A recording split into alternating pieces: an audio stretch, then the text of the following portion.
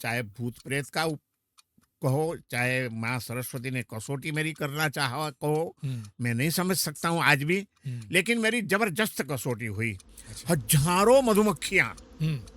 मैं मंदिर में प्रवेश करते ही, मुझे पता नहीं था, और भागा भागा भागा, जैसा भागू मधुमक्खियों का टोला मुझे मेरे पीछे के पीछे करीब 3 घंटे तक ये उपद्रव चला। ओह, मैं थक गया। बड़ी परीक्षा हो गई आपकी बड़ी तो। परीक्षा, 3 घंटे तक मैंने मौत के सामने मैंने युद्ध किया है बराबर। मृत्यु मुझे दिखाई दे गई थी। मैंने बोला अब मैं जा रहा हूँ, बस खत्म हो गया। लेकिन ये जो उपद्रव हुआ, अब इसको आप भूत प्रेत का उपद्रव कहो या सरस्वती की कोई कसौटी कहो, मेरे सत्व की कसौटी करना चाहती होगी, लेकिन उसका वरदान मुझे प्राप्त हुआ है। ब्रह्मणि चरणम ब्रह्मचर्यम, ब्रह्म में ही विचरण करना, आत्म भाव में ही रहना। वाह। जगत भाव है, देह भाव है, पुद्गल भाव है, उन सबसे परे होकर के अपने स्वस्वरूप में लीन रहना। शुद्ध निर्मल जो हमारा चैतन्य स्वरूप है, उसी में लीन रहना, वही नैष्ठिक ब्रह्मचर्य है। आखिर में हमारा कोई भी भारतीय धर्म हो, चाहे सनातन धर्म हो, चाहे बौद्ध धर्म हो, चाहे जैन धर्म हो, ये हमारी मूलभूत धर्म परंपरा भारत की है। सनातन की ये मूलभूत है, सही बात। इन सब में जो बातें हैं, वो मात्र अंधश्रद्धा के रूप में स्थापित की गई नहीं है। सबके पीछे वैज्ञानिक कारण रहा है, सबके पीछे शरीर विज्ञान है, मनोविज्ञान है। ये सब विज्ञान काम करता है, और इसलिए इनको उस हिसाब से समझ लेना चाहिए और लेना चाहिए। सिर्फ श्रद्धा के रूप में स्वीकार करके अटक नहीं जाना चाहिए। आज एक और मुद्दा आपने छेड़ दिया, मैं इसको नहीं लाना चाहता था, लेकिन ये जैन समाज में भी ज्वलंत मुद्दा है कि ये जो लव जिहाद के चक्कर में हमारी जैन बच्चियों को भी बहुत जा रहा है। उसके लिए जब तक आप जैसे मुनिश्री आकर के समाज को कोई प्रेरणा नहीं देते हैं, तब तक तो ये बड़ा मुश्किल है।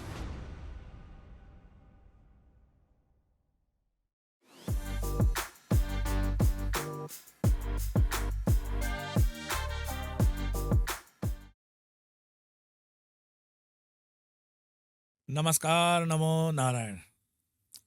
सनातन की इस यात्रा में दिमंग टॉक्स के आज के इस एपिसोड में हमारा सौभाग्य है कि जिन संत से आज हमारी चर्चा हो रही है, वो जैन दर्शन, जैन धर्म के बहुत ही प्रतिष्ठित और श्री विद्या के बहुत अच्छे उपासक, इसके अलावा भी और दर्शनों पर भी उनकी उतनी पकड़ है। एक अच्छे कवि, एक अच्छे लेखक, एक अच्छे वक्ता, एक अच्छे शिक्षक, एक अच्छे गुरु।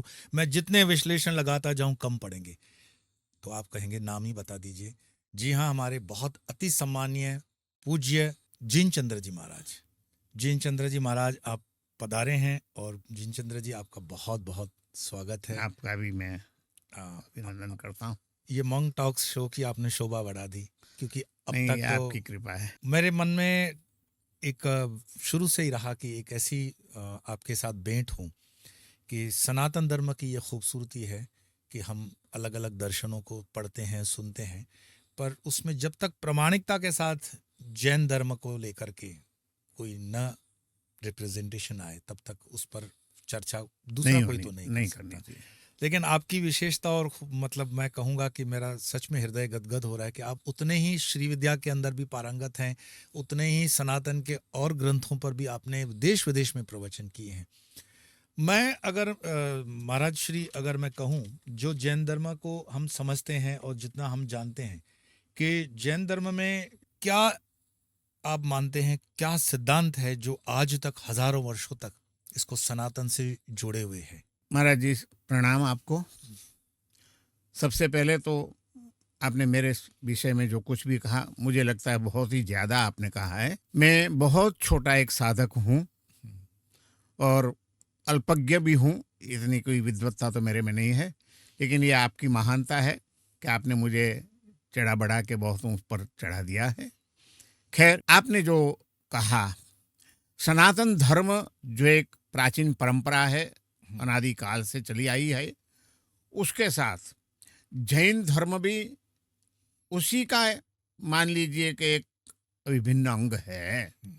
और जैन धर्म में आज हजारों सालों से, कई लोग तो ये समझते हैं कि जैन धर्म का प्रारंभ भगवान महावीर से हुआ, लेकिन ये एक गलत धारणा है।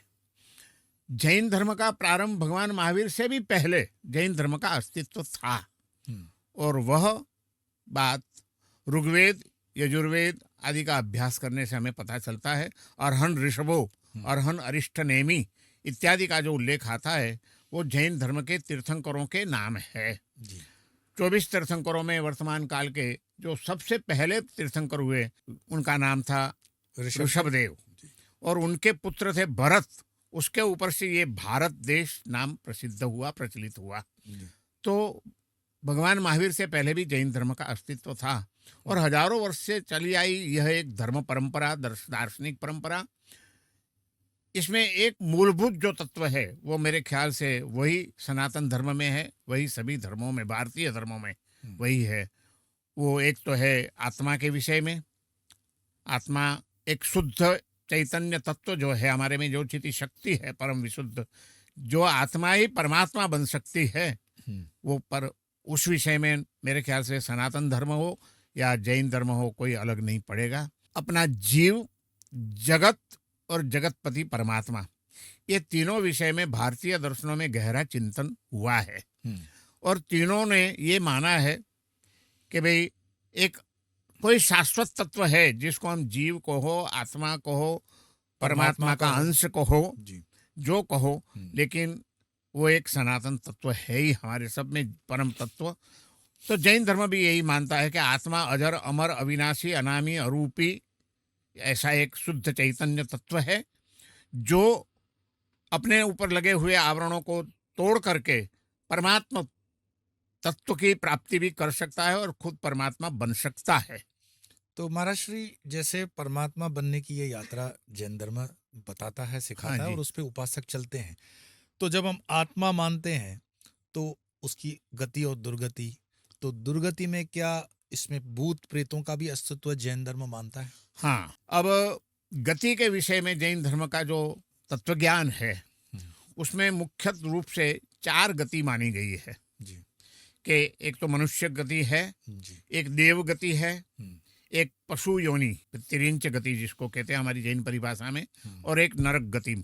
ये 4 गति में सारे विश्व के सब जीवों का विभागीकरण हो सकता है। उसमें से जो देव गति है उस विषय में जैन धर्म में कुछ ज्यादा गहराई से चिंतन किया गया है। देवों के भी प्रकार बताए गए हैं। उसमें ऊपर के ऊर्ध्वगा स्वर्गलोक के जो देवता हैं उनका एक प्रकार बताया गया है। फिर इस पृथ्वी के ऊपर जो भटकती आत्माएं हैं उनको हमारे वहाँ व्यंतर देव के नाम से जाना गया है। अच्छा।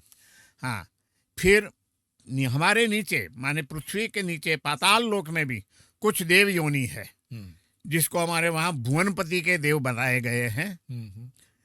और ये सब देव गति के जो प्रकार हैं, और ज्योतिष चक्र, ग्रह, नक्षत्र वगैरह भी वहाँ भी देवों का वास है, वो देवी तत्व हैं। तो ऐसे 4 वैमानिक, ज्योतिष, व्यंतर और पाताल लोक के ऐसे 4 प्रकार बताए गए। उसमें से भूत, प्रेत, पिशाच, किन्नर, ये सब नाम जैन शास्त्रों में जो नीचे के देव हैं, जो कुछ वासना रहने की वजह से या तो कहीं कुछ अधूरा रहने की वजह से, गलत भटक गए की वजह से उनको निम्न कक्षा की देव योनि प्राप्त हुई है। ऐसे अतृप्त आत्माएं, उनको हमारे वहाँ भूत, प्रेत, पिशाच इत्यादि नाम से स्वीकारा गया है और उनका अस्तित्व स्वीकारा गया। इतना ही नहीं, लेकिन वर्तमान में भी उसका प्रभाव किसी किसी को हो सकता है। वो किसी को नड़ भी सकते हैं, किसी को परेशान भी कर सकते हैं, और उसके निवारण के उपाय भी मंत्र आदि से किया जाता है, ऐसा जैन दर्शन स्वीकार करता है। उपासक जो अपनी साधना के पथ पे आगे बढ़ते हैं महाराज श्री, ये हमारा भी अनुभव है। तो ऐसी जो योनियां हैं वो कहीं ना कहीं कभी कभी रुकावट देती हैं, संकट खड़ा करती हैं। हम साधकों के अपने अपने अनुभव होता है। मैं आपसे निवेदन करूं, आप अपने कोई निजी एकाध ऐसा अनुभव बताएं जिसमें कहीं संकट खड़ा किया हो। ऐसे भूत प्रेत का कोई अनुभव मुझे सीधा तो नहीं हुआ है, लेकिन जब हम साधना के मार्ग में आगे बढ़ते हैं जी, स्वामी जी, मैं आपसे एक नम्र निवेदन करूंगा कि मैं बहुत छोटा था, 8 साल की उम्र में मैंने संन्यास ले लिया है। आज 70 साल हो गए मुझे संन्यास लिए भी, ओह। जैन मुनि। 62 वर्ष की यात्रा है। नहीं, 70 साल की। अभी तो मेरे को 78 रनिंग अच्छा। पूरा हो गया है। जी। तो 70 साल से ये यात्रा मेरी चल रही है। और हमारा कुछ भाग्य अच्छा था कि बहुत समर्थ एक सदगुरु हमें मिले कि जिनके सानिध्य में वर्षों तक रह करके हमारा जीवन का पूरा ही घड़तर भी हुआ, अध्ययन भी हुआ शास्त्रों का, और कई साधनाएं भी उन्होंने मुझे करवाई। तो ऐसी साधनाओं के मार्ग पे चलते चलते कभी ऐसा तो विज्ञ नहीं आया कोई सीधे परेशानी का, लेकिन कसौटियां जरूर हुई है। अच्छा। साधना के मार्ग में चलित करने की भी कसौटियां हुई है, और भगवत कृपा, गुरु कृपा से उसमें से मैं पार भी निकल गया हूं।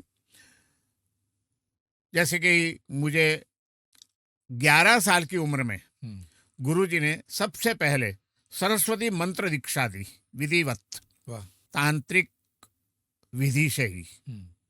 यहाँ आपके लिए मुझे कुछ कहने की जरूरत नहीं है कि तांत्रिक का मतलब कोई गलत तो नहीं होता है क्योंकि मंत्र, यंत्र और तंत्र में आप तो बहुत गहरे गए हुए हैं, मैं जानता हूँ।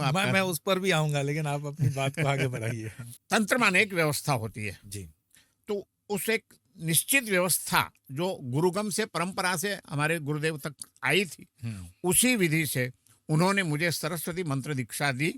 3 दिन का काष्ठ मौन रखवा करके करीब 1.25 लाख मंत्र का उन्होंने मौन के साथ जप करवाया, और उसके बाद उन्होंने जो आशीर्वाद दिए कि तेरी जीभ के ऊपर सरस्वती का वास रहेगा।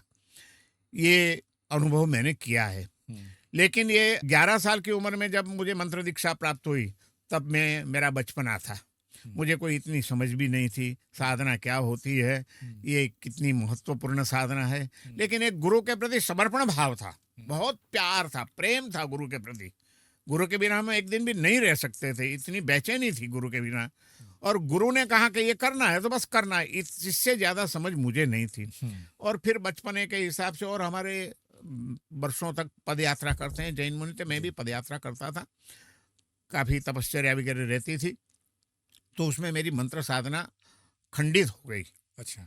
अखंड रूप से चली नहीं। जब मैं 20 साल का हुआ, तब शास्त्रों का अध्ययन करने से, साधना के द्वारा और गुरु कृपा से पता चला कि ये कोई सामान्य चीज नहीं है। गुरु ने बहुत बड़ी कृपा की थी और मैंने उसको संभाला नहीं, तो मैं वापस गुरुदेव के पास गया। जब हम राजस्थान में पदयात्रा कर रहे थे, और राजस्थान में एक जंगल में, बहुत गहरा जंगल है, उसके नजदीक के शहर में हम गए थे, पिंडवाड़ा में। और मुझे पता चला था, ख्याल भी था कि अजारी करके एक सरस्वती की शक्तिपीठ है जो जंगल में है, और सैकड़ों साल पुराना वहां सरस्वती देवी का मंदिर है। वहां मैंने गुरुजी को 20 साल की उम्र में फिर कहा कि गुरुदेव, आपकी कृपा तो हुई थी, लेकिन मैं उसके लिए शायद पूर्ण योग्य नहीं साबित हुआ, मेरी साधना छूट गई है। यदि आप कृपा करें और आशीर्वाद दें और आज्ञा दें, तो मैं अजारी में जाकर के सरस्वती पीठ में बैठ करके सरस्वती की साधना करना चाहता हूँ। गुरुजी ने बड़े प्यार से मुझे आशीर्वाद दिए। एक मेरे साथ उत्तर साधक के रूप में एक और मुनि थे हमारे, उनको भी भेजा। उन्होंने कहा इनको लेके जाओ, वहाँ जंगल में रहना पड़ेगा। और हम लोग गए, लेकिन वहाँ मैं साधना तो ठीक है, बात की बात है, मैं सरस्वती का दर्शन भी नहीं कर पाया। ओहो। जो करीब करीब 800 साल पुराना मंदिर आज भी है। आज भी है।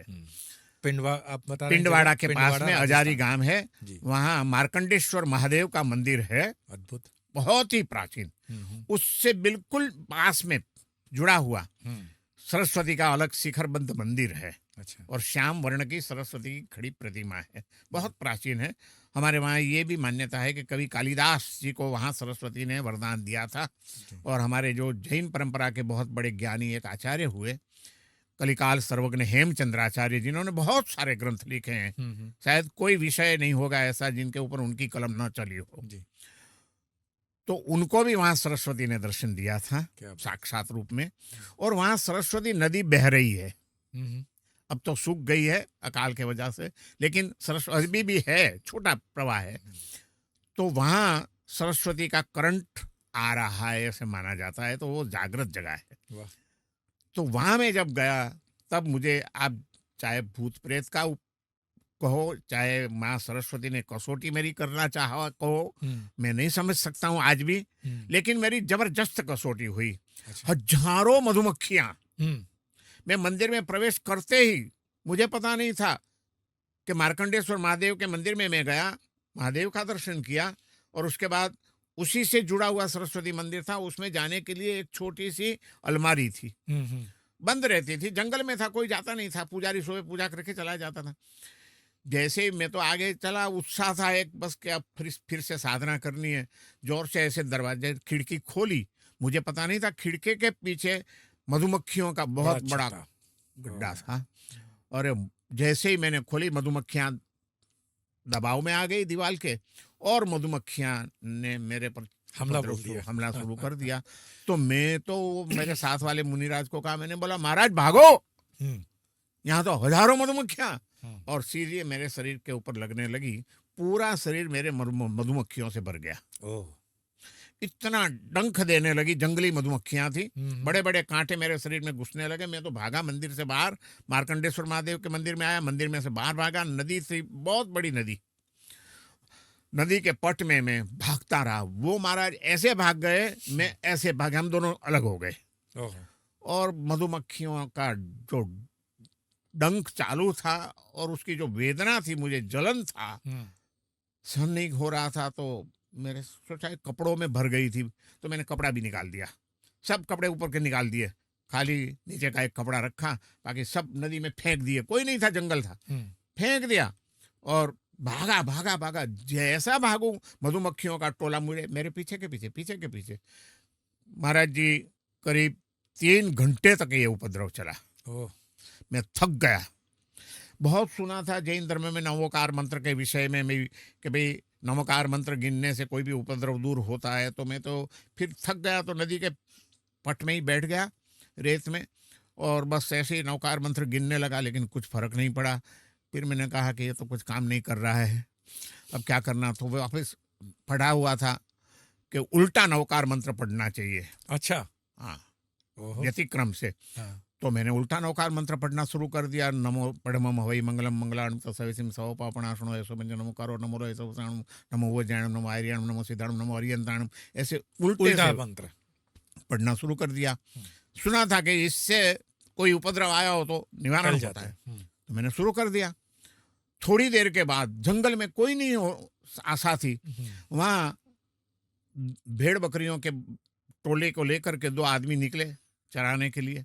मैंने उनको चिल्लाया, बूम मारी, मैंने बोला भाई साहब इधर आओ इधर आओ। मैंने कहा, मेरा शरीर सूजने लगा था, सारे शरीर में मधुमक्खियों का वो डंक था और फूल गया था, जलन भी बहुत और रहा था, प्यास भी लगी थी, गर्मी के दिन थे, मेरे पानी भी नहीं था मेरे पास, कुछ भी नहीं, ऊपर से सूरज तप रहा था, नीचे से नदी की रेत गर्म हो रही थी, मेरे पास कपड़े भी नहीं थे, आसन भी नहीं था, कुछ भी नहीं था। फिर भी मैं गिनता रहा, तो आए तो मैंने उनको कहा, मैंने कहा भाई ऐसा हुआ है, अब इससे कुछ बचने का उपाय रास्ता बताओ। तो बोले महाराज जाओ जल्दी वो नदी में कूद पड़ो, नहीं तो मधुमक्खियां ये तो मार देगी, तो आप मर जाओगे, कि ये तो जंगली मधुमक्खियां है। अरे भाई, मैंने कहा मैंने जिंदगी में स्विमिंग नहीं किया है, मैं छोटा बच्चा था, मैं संन्यास ले लिया है, हम जैन साधु लोग हम नदी में पढ़ते नहीं है, स्विमिंग करते नहीं है, तो ये तो मेरे नहीं होगा। तो बोले तो महाराज मर जाओगे। मैंने बोला चाहे जो भी हो, लेकिन ये तो मैं नहीं कर पाऊंगा। खैर वो तो चले गए वापस। आपस मैंने वही नमोकार मंत्र और उल्टा नमोकार मंत्र और एक और भी है हमारे वहाँ, वो सगरम स्तोत्र कहते हैं, वो सब पढ़ने लगा। मैंने बोला कुछ रक्षा हो, कुछ रक्षा हो। वैसे करते करते 2 बच्चे आए थोड़ी देर के बाद, वो भी ऐसे ही घूमते घूमते मेरे को, जिस जंगल में 2 बच्चे घूम रहे हैं, तो मैंने उनको भी आवाज़ दी। मैंने बोला भाई साहब ये देखो कुछ बचाओ। बोले महाराज जल्दी नदी में कूद पड़ो। अरे मैंने कहा वही भी बात तुम भी कर रहे हो क्या? मैंने कहा नहीं ऐसे नहीं कर सकते हैं, तो फिर मर जाओगे महाराज, ये तो बहुत खतरनाक है मधुमक्खियाँ। फिर मैंने उनको कहा एक काम करो, यहाँ से 2 मील 1.5 मील गांव है, हजारी गांव, वहाँ हमारा जैन मंदिर भी है, हमारे बनिए भी है, उनको जाकर के खाली खबर दो कि हमको ऐसा हुआ है, तो कोई आएगा तो हमको बचाएगा। अब तो नहीं तो हम तो यहाँ नदी में मर जाएंगे। तो बोले ऐसे तो हम नहीं जाएंगे, ऐसे हम कैसे जा सकते हैं। मैंने बोला जाओ भैया, मैं तुमको पैसा दिलवाऊंगा, लेकिन आप जो चाहे तुमको मैं पैसा दे देंगे हमारे भक्त लोग, लेकिन तुम जाओ। फिर वो लोग गए, वहाँ समाचार दिए, वो आए हमारे सब भक्त लोग। फिर ब्लैंकेट वगैरह लेके आए थे, उन्होंने जोर जोर से देखा, ब्लैंकेट से ऐसे घुमाया, मधुमक्खियों को भगा करके मेरे के ऊपर ब्लैंकेट डाल दिया ब्लैंकेट। और बोले महाराज जी उठिए आप। बड़ी परीक्षा हो गई आपकी बड़ी तो। परीक्षा, 3 घंटे तक मैंने मौत के सामने मैंने युद्ध किया है बराबर, मृत्यु मुझे दिखाई दे गई थी। मैंने बोला अब मैं जा रहा हूँ, बस खत्म हो गया। लेकिन मैं ये समझता हूँ, फिर तो मैं वो लोग मेरे साथ चले, हम थोड़े पैदल चले, थोड़े ही आगे, और मुझे एकदम वॉमिट होने लगी, जैसे घास का पानी समझ लो, हरा हरा पानी निकलने लगा, वॉमिट के ऊपर वॉमिट, और नीचे से लेट्रिन, वो भी ग्रीन एकदम। तो सारा शरीर में जो जहर हो गया था वो निकलने लगा। मैंने बोला ये सरस्वती माँ ने रक्षा की है मेरी, वो नहीं चाहती है कि मैं साधना बिना यहाँ से चला जाऊं। मेरी एक श्रद्धा थी सरस्वती के प्रति। नहीं बिल्कुल, ये एक थेरेपी भी है जिसमें जो डंक है मधुमक्खी का, वो रेमेडी है, कई चाइनीज मेडिसिन में अच्छा। इसको उपयोग किया जाता है। तो हम गए वहाँ जाके के, पिंडवाड़ा में हमारे गुरुजी थे, उनको समाचार भेज दिए थे। तो उन्होंने वहाँ से डॉक्टर भेजा तुरंत ही, बड़े डॉक्टर आ गए, इंजेक्शन यहाँ हमको तलाशा, बोले महाराज जी अच्छा हुआ है आपको वॉमिट और ये जो लेट्रिन में निकल गया, ये अच्छा हुआ, नहीं तो आप यहाँ तक पहुँचते नहीं, मर जाते आप, पूरा शरीर में आपको पॉइजन हो गया है। अब उन्होंने इंजेक्शन वगैरह शुरू कर दिया। 3 दिन मेरी ट्रीटमेंट चली, बॉडी डबल हो गया था सूज करके, और 3 दिन चली, 3 दिन ख़त्म हुए, हम ठीक हो गए। फिर गुरुजी के पास वापस जाना था, तो मैंने मेरे साथ जो मुनि जी आए थे उनको मैंने कहा अपन तो सरस्वती की साधना का संकल्प लेके निकले और अभी सरस्वती के दर्शन भी नहीं किए, ऐसे ही वापस चले जाएंगे। तो उन्होंने कहा तो क्या कहना चाहता है तू, अभी वापस जाना है मरने के लिए? मैंने कहा महाराज जी हिम्मत रखो, मरने के लिए नहीं, अभी अपन महादेव के मंदिर में से नहीं जाएंगे, सीधे सरस्वती के मंदिर, वो खिड़की की तरफ जाएंगे ही नहीं, सीधे मंदिर में चढ़े जाएंगे। लेकिन मुझे एक इच्छा है कि 12,500 का भी अनुष्ठान हो जाए मेरा जप का, तो मुझे करना है, तेरी हिम्मत है तो चलो। फिर हम गए वहाँ, साधना की, साधना करके फिर 3 दिन नहीं 1 दिन ही की, और करके वापस गुरुजी के पास आ गए। लेकिन ये जो उपद्रव हुआ, अब इसको आप भूत प्रेत का उपद्रव कहो या सरस्वती की कोई कसौटी कहो, मेरे सत्व की कसौटी करना चाहती होगी, लेकिन उसका वरदान मुझे प्राप्त हुआ है। बाकी ऐसे कोई भूत प्रेत के रूप में कोई डरावना मिल गया हो, कोई डर लग गया हो, ऐसा मुझे कभी नहीं हुआ है। लेकिन अस्तित्व को हम मानते हैं, अस्तित्व को हम मानते हैं, हम भी मानते हैं, और ऐसी व्यक्तियों को भी मैं जानता भी हूँ कि जिनको ऐसे उपद्रव हुए थे और उनका निवारण योग्य व्यक्तियों के द्वारा हुआ है। हुआ भी है। ये भय जो मानो भूत प्रेत पिशाच जो भी योनि से कहें, तो आज जहाँ आप बैठे हैं ये श्री त्रिपुर भैरव शक्ति पीठम है, यहाँ भैरव की स्थापना है। मैंने ऐसे सुना है, और एक स्थान पे मुझे रहने का अवसर भी मिला, अहमदाबाद में गया हुआ था, तो वहाँ पर जैन दर्शन के अंतर्गत भैरव जी हैं। तो भैरव उपासना जैन धर्म में भी आती है? हाँ जी, भैरव जी को भी एक देव का रूप माना गया है, लेकिन वो सौम्य देव के रूप में उसको माना गया है। ठीक है। ऐसे देव में भी रौद्र स्वरूप के भी होते हैं और सौम्य स्वरूप के भी होते हैं। तो भैरव जी रक्षा करने वाले देव के रूप में जैन दर्शन में भी स्वीकारा गया है। इतना ही नहीं, लेकिन हमारे वहाँ कुछ प्राचीन जो बहुमान्य आचार्य हुए हैं, बड़े बड़े जैन धर्म के नेता, मुनि आचार्य, प्रभावशाली और अच्छे मंत्र साधक थे, जैसे जिनदत्त सूरी जी महाराज का नाम थे, तो उनकी सेवा में हमेशा 2-2 भैरव रहते थे। वो भैरवों के द्वारा ही समाज कल्याण की प्रवृत्तियां कर सकते थे, ऐसा उल्लेख भी मिलता है। और हमारे कई मंदिरों में उनकी स्थापना भी होती है, और जहाँ जिनदत्त सूरी जी की चरण पादुका होती है उसके आसपास में 2 भैरव की स्थापना की जाती है। जैसे आज दिल्ली में भी मेहरौली में हमारी एक दादावाड़ी करके जगह है, वहाँ ये जिनदत्त सूरी जी का समाधि मंदिर है, और वहाँ ये भैरव जी की स्थापना हुई है। वैसे ही बटुक भैरव की स्थापना भी हमारे कुछ जैन मुनियों ने मंदिरों में की हुई है। तो भैरव जी को भी एक अच्छे सहायक देव के रूप में जैन दर्शन ने स्वीकार किया है। और मैं तो ये भी समझता हूँ, जो आप मेरे ख्याल से यहाँ भी आपने अभी अभी प्रतिष्ठा की है जो त्रिपुर भैरव की, और यूसी की ये शक्तिपीठ आपने बनाई है। जी। तो त्रिपुर भैरव, मैंने नाम ऐसे त्रिपुर भैरव के रूप में इतना नहीं जाना था, लेकिन श्री विद्या में त्रिपुर भैरवी, जी, त्रिपुर भैरवी है। त्रिपुर भैरवी है ही। बिल्कुल। और उसमें फिर मैं थोड़ा बहुत अध्ययन करता था तो मुझे पता चला कि ब्रह्मा विष्णु महेश का रूप भी त्रिपुर भैरव है। बिल्कुल। या तो श्री विद्या में जो त्रिकोण, मुख्य बिंदु के पहले जो मुख्य त्रिकोण आता है वो भी त्रिपुर भैरव ही है। हाँ। तो ऐसे त्रिपुर भैरव का बहुत ही महत्व अनेक रूप से है। तो आपकी तो उसकी साधना है और आप अधिकृत विद्वान भी हैं उसके, आपने यहाँ प्रतिष्ठा भी की है उनकी। तो मैं समझता हूँ कि आपके द्वारा मुझे भी कुछ लाभ ही होगा। नहीं महाराज जी, आज तो लाभ हम ही लेंगे। आपने अभी श्री विद्या का उल्लेख किया, हाँ और जी। श्री विद्या में आप अच्छे साधक हैं, ये हम भी जानते हैं, वर्षों से हमने आपको जाना है, सुना है। जैन दर्शन में जो श्री विद्या की उपासना पद्धति है और हिंदू दर्शन के धर्म के जो उपासना पद्धति है, क्या दोनों में अंतर है, और है तो वो क्या अंतर है? हाँ, बहुत ही महत्वपूर्ण आपने बात कही। अब मैं बिल्कुल निखालसता के साथ आपको कहूँगा जी। कि श्री यंत्र के रूप में या तो श्री विद्या के रूप में जैन दर्शन में ऐसी कोई परंपरा नहीं है। अच्छा। हाँ, ठीक। लेकिन इस तत्व की साधना जैन दर्शन में भी प्राचीन काल से है। जैसे कि हमारे वहाँ मुनि जब संसार का त्याग करके साधु बनते हैं, साधु बनने के बाद जैसे जैसे साधना में आगे बढ़ते हैं, और हमारी स्टेप्स हैं सब, उनकी कसौटी होती है, परीक्षा होती है, शास्त्रों का अध्ययन करना पड़ता है, मंत्र साधनाएं करनी पड़ती है। लेकिन जब गुरु को योग्य लगता है तब अपने किसी शिष्य को वो आचार्य पद के ऊपर प्रतिष्ठित करते हैं। और जब आचार्य पद के ऊपर प्रतिष्ठित करते हैं तब उनको एक यंत्र दिया जाता है। अच्छा। हाँ, जिसको हमारे वहाँ सूरी मंत्र कहते हैं। ठीक। जिसमें मंत्र भी लिखा हुआ होता है और 5 विभाग होते हैं उसमें पंच तत्वों की, पंच देव देवियों की स्थापना होती है।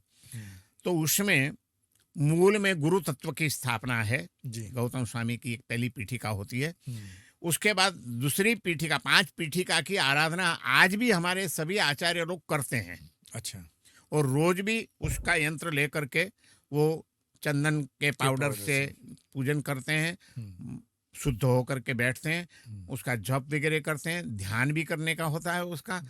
और जो जानते हैं, सब नहीं जानते, मैं आज आपको ये भी निखालसता के साथ कहूँगा कि हमारे कई जैनाचार्य सूर्य मंत्र की साधना करते हैं कि लेकिन सूर्य मंत्र का या तो मंत्र तंत्र का रहस्य जो जानना चाहिए उतना उनके ख्याल गहराई में नहीं होता है, और सिर्फ खाली माला कर लेते हैं, मंत्र जब रूटीन से हो जाता है, लेकिन उनकी उसकी जो गहराई है, क्योंकि मैं ये समझता हूँ कि श्री यंत्र हो या सूर्य मंत्र हो, ये सब साधना हमारे भीतर में ही है। बिल्कुल। श्री यंत्र बाह्य रूप में हम भले पूजन वगैरह करते हैं, लेकिन आखिर में तो हमारे अंदर में ही श्री यंत्र को हमें प्रकट करना है। चक्रों के जागरण द्वारा चक्रों की शुद्धि कर करके जो हमारी चिति शक्ति है, वही मेरे ख्याल से, तो मैं तो मानता हूँ कि वो त्रिपुर भैरवी है, वही शायद महालक्ष्मी है, वही सब कुछ है। और वो चिति शक्ति जो हम सबके भीतर पड़ी हुई है लेकिन सुषुप्त है, मलिन है, उसके ऊपर कई आवरण लगे हुए हैं, उन आवरणों को दूर करके चिति शक्ति जो सुषुप्त है उसको जागृत करके उन चक्रों के ऊपर जो हमारी कुंडलिनी के चक्र माने जाते हैं, उन चक्रों के ऊपर जो गंदगी है, वासना की, दुर्भावनाओं की, अनेक जन्म जन्मांतरों की गंदगी जो लगी हुई है, उसको सबसे पहले तो जागृत करने के बाद शुद्धिकरण की प्रक्रिया होती है। और शुद्ध करने के बाद उन चक्रों को सक्रिय और सशक्त बनाना पड़ता है। और फिर जैसे हमारी चिति शक्ति, हमारी चेतना ऊर्ध्वगामी बनती जाती है, मूलाधार से स्वादिष्ठान में, स्वादिष्ठान से मणिपुर चक्र में, मणिपुर से अनाहत, विशुद्धि, आज्ञा और सहस्त्रार चक्र में, तब जाकर के हमारा पूर्ण विकास होता है। ज्ञान की भी दृष्टि खुल जाती है और परम तत्व की अनुभूति, जब सहस्त्रार चक्र में हम पहुंचते हैं तब उस परम तत्व की अनुभूति, परमात्मा तत्व की अनुभूति या तो परम आनंद की अनुभूति जो अनिर्वाच्य होती है, उसका अनुभव होता है। तो ये जो सूर्य मंत्र की साधना है वो जैन परंपरा में है, लेकिन वो सूर्य मंत्र के रूप में उसमें पहले गुरु तत्व की स्थापना है। क्योंकि ऐसे मैंने सुना है आपके कुछ पॉडकास्ट में और इंटरव्यूज में कि देव के प्रति और गुरु के प्रति जब तक समर्पण भाव नहीं आता है, बिल्कुल बिल्कुल पूर्ण रूप से समर्पण भाव नहीं आता है, प्यार नहीं आता है, प्रेम नहीं जग जाता है, और उनके साथ जब तक हमारी अनुसंधान नहीं होता है तब तक कोई भी साधना फलीभूत नहीं होती है। और ये अनुभव मेरा भी है, मैं भी यही मानता हूँ। तो वो गुरु तत्व की स्थापना सबसे पहले गुरु तत्व की आवश्यक। उपासना करनी पड़ती है। उसके बाद जो हमारी जैन सूर्य मंत्र में दूसरी पीठिका है वो सरस्वती की पीठिका है, ज्ञानेश्वरी। वही आ गया फिर 10 महाविद्याएं, 10 महाविद्यालय 10 महाविद्याएं आ गई। बिल्कुल, कोई विशेष फर्क नहीं है कोई यात्रा विशेष फर्क। अच्छा, तीसरी पीठिका है वो महालक्ष्मी की है। में। वाह, अरे अच्छा, उसका हमारे वहां महालक्ष्मी नाम नहीं दिया है, अच्छा, श्री देवी नाम दिया है। हाँ, अब श्री देवी कहो, श्री यंत्र कहो, बात वही है, बात वही हुई। शब्द वहाँ। वही मैं कहता हूँ कि जैन धर्म में सीधे रूप से श्री यंत्र की या श्री विद्या की बात नहीं है, लेकिन सूर्य मंत्र के रूप में 5 तत्वों की आराधना में ये भी आता है। उसके बाद तो जैसे महालक्ष्मी गुरु की हुई, सरस्वती हुई, महालक्ष्मी जी हुई, और चौथी और पीठिका? फिर त्रिभुवन स्वामिनी, चौथी देवी का नाम है त्रिभुवन स्वामिनी, ठीक है। जो एक और महा दिव्य शक्ति है, बस त्रिभुवन स्वामी परम शक्ति है। हाँ, परम त्रिभुवन शक्ति, जो स्वामिनी। यहाँ दुर्गा मानेंगे। हाँ, दुर्गा मानो, अम्बा मानो, हाँ, वही है वो मातृशक्ति। मातृशक्ति। और फिर पांचवी और पीठिका? फिर 5वीं जो है, वहां मैं आपकी बात में आता हूँ, वहां है भैरव जी। ओहो, हाँ, अच्छा, वहां है, यक्ष का नाम दिया है उन्होंने, वहां यक्ष का नाम दिया है गणिपीठक यक्ष, उसका नाम दिया है गणिपीठक यक्ष। लेकिन उसका स्वरूप जो है वो हाथी के ऊपर बैठे हुए वीर जैसा स्वरूप है, वीर है वो भी एक। वाह, तो ये 5 पीठिका की आराधना हमारे प्रत्येक जैन आचार्य को रोज करनी होती है, उनके मंत्रों का जप करना होता है, और उसके साथ उसका ध्यान करके अपने अंदर में ही उनको जागृत करना होता है। अब आज मैं ही नहीं, हमारे कई जैन मुनि, कई बड़े बड़े आचार्य भी श्री यंत्र रखने लगे हैं।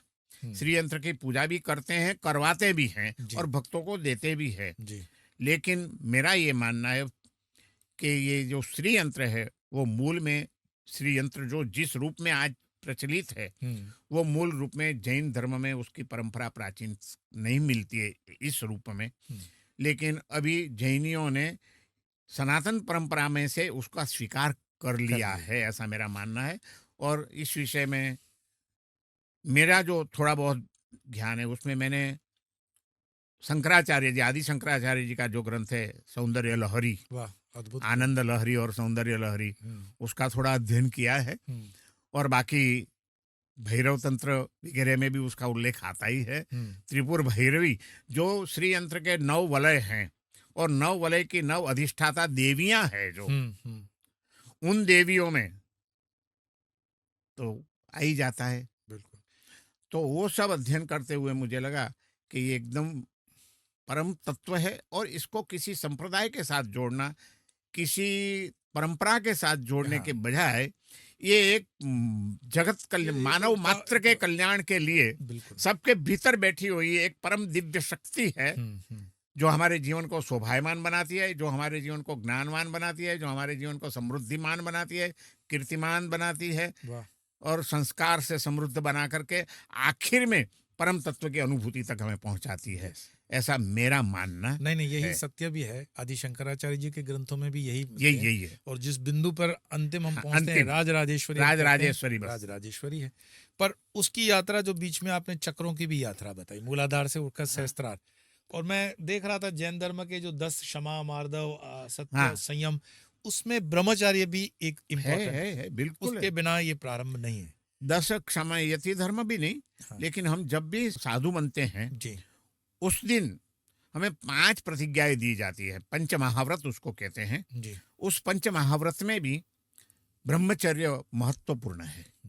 और वहाँ ब्रह्मचर्य, हाँ ठीक है कि आजकल तो पूरी दुनिया में और लोगों में और ज्यादा करके साधुओं में भी ब्रह्मचर्य को शारीरिक रूप में स्थगित कर दिया गया है, माने कि सेक्स से परे होना।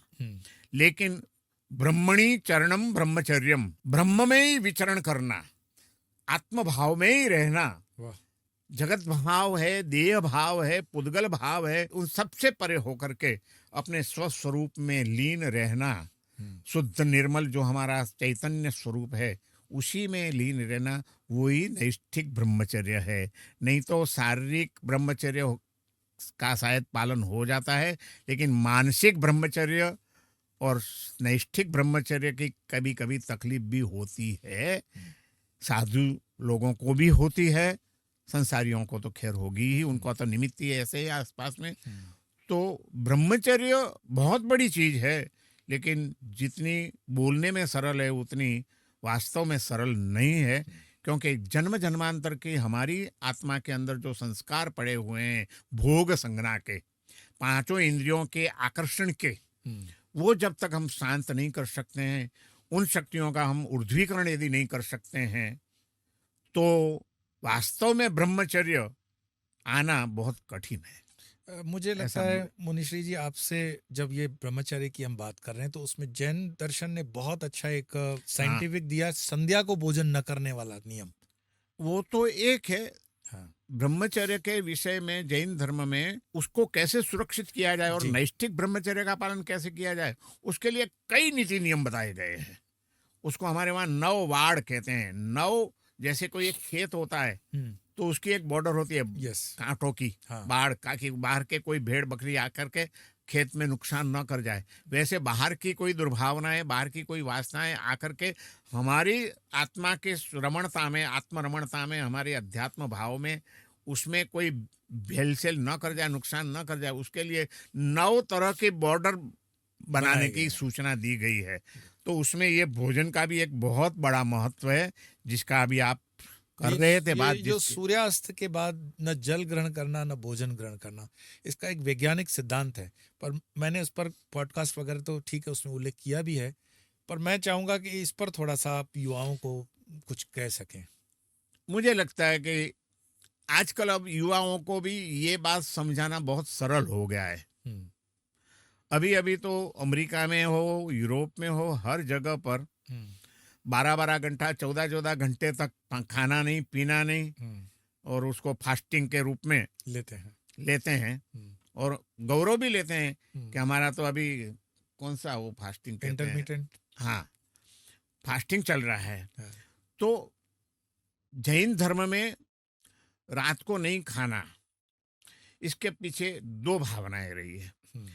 एक, मूल में तो अहिंसा के ऊपर जैन धर्म में बहुत ही महत्व दिया गया है। ठीक है। तो अहिंसा की दृष्टि से भी अभी आजकल तो अब लाइट के जमाना आ गया है, लाइटों का।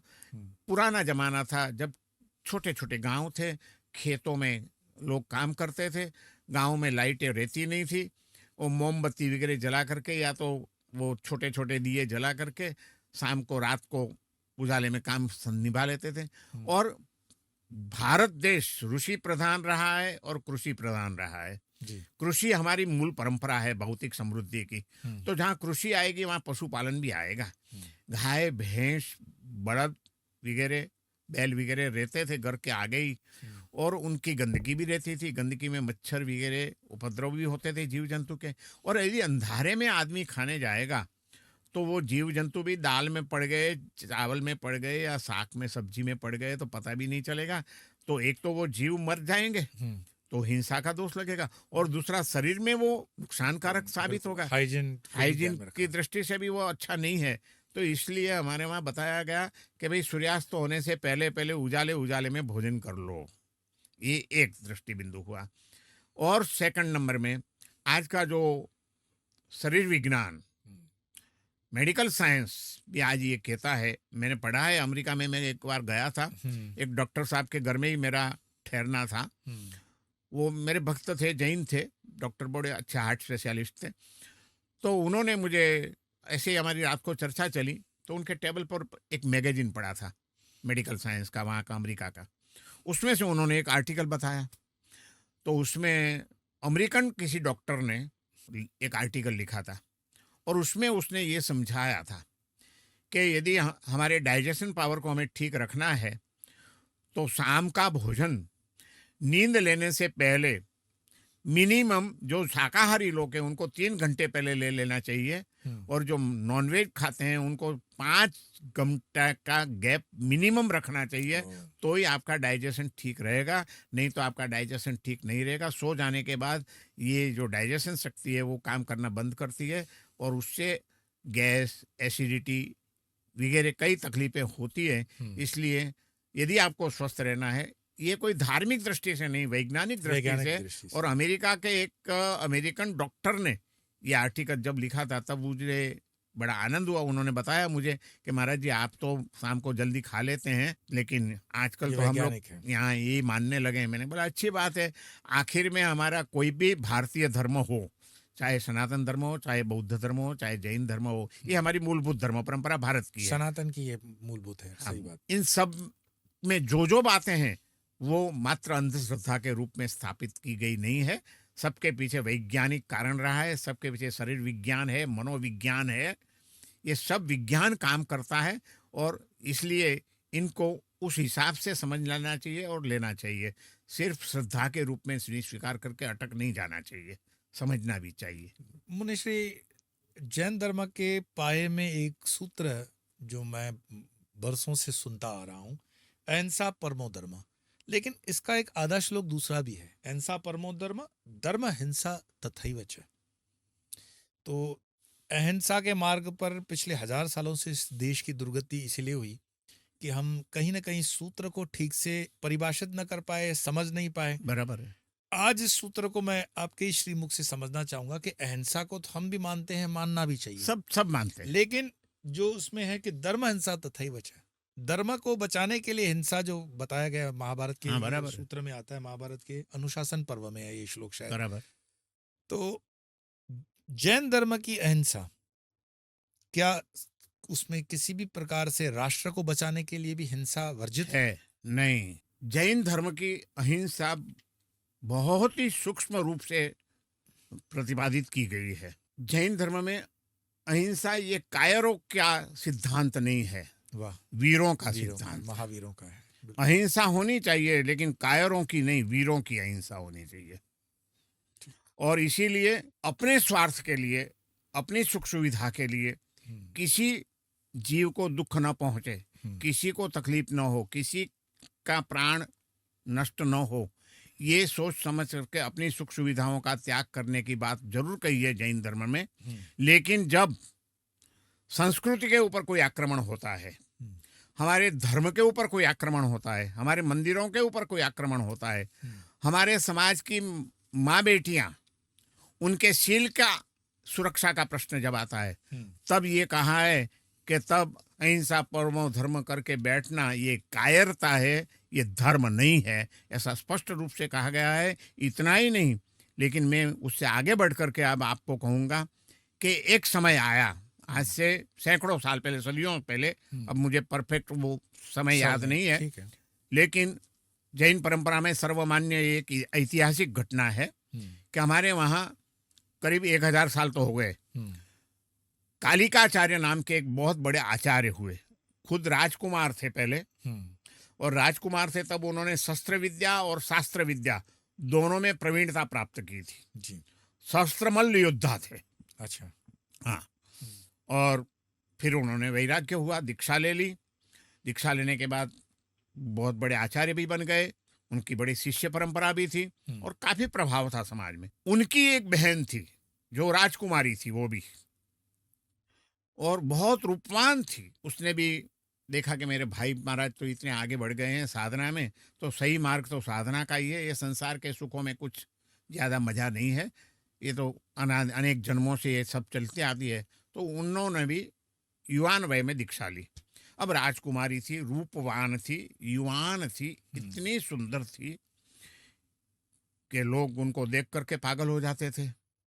और उस समय यवनों का साम्राज्य था यहाँ। तो गर्दभिल्ल नाम का एक यवन राजा था, वो बहुत ही सब गलत कामों में पावरफुल था। ठीक, किसी भी रूपवान स्त्री को देखता वो मोहित हो जाता और अपने आदमियों को कह करके उनको अपहरण करा के अपने राजमहल में ले जाता था और उसको साथ भोगता था। एक बार वो निकला था और ये साध्वी भिक्षा लेने के लिए निकली थी। उनकी नजर पड़ गई राजकुमारी थी, ऐसे भी रूपवान थी बहुत, तो उसको उठवाई उन्होंने। उठवाई। अब वो राजा इतना शक्तिशाली था, इतना प्रभावशाली था और पावरफुल था कि उसके सामने कोई कुछ बोल नहीं सकता था। कई स्त्रियों का अपहरण हो चुका था, लेकिन समाज निर्माल्य बन करके बैठा था। तब कालिकाचार्य को लगा कि ये क्या हो रहा है, समाज की महिलाएं, उनका शील भग्न हो रहा है और समाज कुछ बोलता ही नहीं है, बिल्कुल निर्माल्य हो गया है समाज। तो उन्होंने जोर शोर से प्रवचन वगैरह में जागृत करने की कोशिश की समाज को, लेकिन समाज ने कहा सब हम जानते हैं महाराज, महाराज जी, लेकिन इस राजा के सामने कोई नहीं पड़ेगा। हमारा जान का खतरा है, हमारा माल का खतरा है, हमें यहाँ जीने नहीं देंगे, इसके सामने हम कुछ नहीं बोल पाएंगे। गुरुदेव ने कहा, आचार्य श्री ने, कि क्यों तुम निर्माल्य बन जाते हो? तुम्हारी माँ बेटियां, उनको उठा जाता है और तुम लोग ऐसे ही बैठे हो। ये कैसी अहिंसा है तुम्हारी? ये अहिंसा नहीं है, ये कायरता है तुम्हारी। उठो, शस्त्र उठाओ और उसके सामना करो उनका और उनको परास्त करो। फिर भी कोई तैयार नहीं हुआ। लेकिन जब उनकी बहन का अपहरण हुआ तब तो वो बड़े व्याकुल हो गए। उन्होंने खाली जैन समाज को ही नहीं, सभी समाज के अग्रणी लोगों को बुलाया, इकट्ठा किया, पंच बुलाया और सबको कहा कि भाई मैं आपके साथ चलूंगा, लेकिन अपन चलो, इनका प्रतिकार करो, सामना करो, इसका जवाब मांगो। कोई तैयार नहीं हुआ।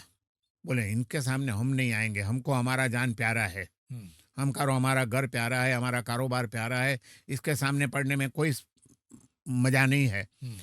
सब जब कायर बन गए तब फिर वो सोचने लगे कि अब क्या करना है, ये तो पूरी संस्कृति जोखिम में आ गई है। आज किसी की जिंदगी सलामत नहीं रहेगी और एक को ऐसे हमने छोड़ने दिया तो दूसरे राजा आएंगे, तीसरे आएंगे, खत्म हो जाएगी हमारी तो संस्कृति भारत की। फिर उन्होंने सबको छोड़ करके, कहते हैं इतिहास में आज हमारे वहाँ एक कलंक भी है जैन समाज के ऊपर, कि कई लोगों ने ये कलंक लगाया है कि वो भारत छोड़ के अनारे पास वाले देशों में गए। बड़े ज्ञानी थे, बड़े विद्वान थे, अपनी ज्ञान शक्ति से वहां जाकर के राजा को प्रभावित किया और राजा इतना प्रभावित हो गया, बोले गुरुदेव मैं बहुत प्रभावित हुआ हूँ आपके ज्ञान से, कुछ सेवा बताओ। तो कि सेवा क्या करोगे, कर पाओगे? तो कि बोलिए, फरमाइए आप।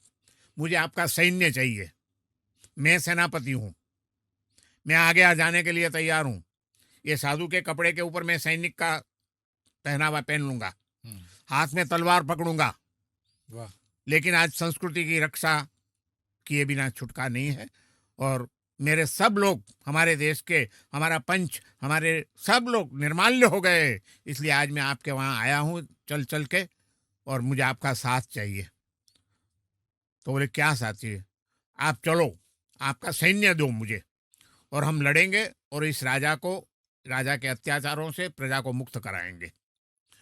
और इतिहास कहता है कि वो आचार्य, जैन मुनि, इतने बड़े आचार्य, वो एक सैनिक बन गए और उन्होंने अगवानी ली और पूरा सैन्य लेके आए, उस राजा के साथ युद्ध किया, उसको मारा गया, उसको कैद कर दिया गया और फिर सब स्त्रियों को मुक्त करा करके संस्कृति की रक्षा की गई।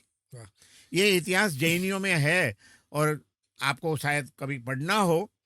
अब तो आप गुजराती हो गए हैं गुजरात में आए हैं, लेकिन भले आपके गुरुजी ने भले आपको भेजा हो कि जहाँ कोई नई भाषा जानता हो वहाँ चले जाओ, लेकिन आप तो नहीं, बिल्कुल। तो गुजराती में जय भिक्खू करके एक बहुत बड़े अच्छे लेखक हो गए हमारे। अच्छा। अभी जो कुमारपाल देसाई है, अच्छे विद्वान है, हाँ। उनके पिताजी थे। अच्छा। वो भी बड़े अच्छे नवल कथाकार थे, लेखक थे। उन्होंने इसके ऊपर पूरी एक नवल कथा लिखी है, नॉवेल लिखी है, पूरा ऐतिहासिक नॉवेल है और बहुत जानी मानी है। लोखंडी खाखना फूल, लोखंडी खाक, लोखंड की खाक कर दी उन्होंने।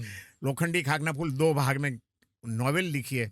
उसमें उन्होंने पूरा कालिकाचार्य का इतिहास फिगर एंड फैक्ट्स के साथ लिखा है। वाह, ये तो साबित हो ही गया कि मतलब इसमें जो हम कहते हैं नहीं करना ही चाहिए। और आज तो मेरे ख्याल से वर्तमान जो परिस्थिति है और वर्तमान में जो हमारी भारतीय संस्कृति और भारत देश और भारतीय प्रजा और हमारे मंदिर तीर्थ जिस तरह से यवनों के हाथों से या दूसरों के हाथों से जोखिम में पड़ गए हैं, उससे बचाने के लिए मैं तो ये समझता हूँ कि प्रत्येक भारतीयों को सज्ज होना चाहिए, तैयार होना चाहिए। उसके लिए जो भी करना पड़े करना चाहिए। सूक्ष्म जीवों की अहिंसा भी हमारा धर्म है, तो आतताइयों को मारना भी सबक उतना- सबक सिखाना वो भी बिल्कुल, हमारा धर्म है।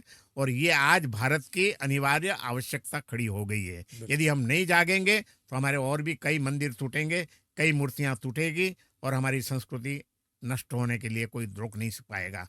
तो आज चाहे कोई भी धर्म हो, किसी भी धर्म के धर्मावलंबी, सबको हिल मिल के एकजुट होकर के इन सब का सामना करना चाहिए।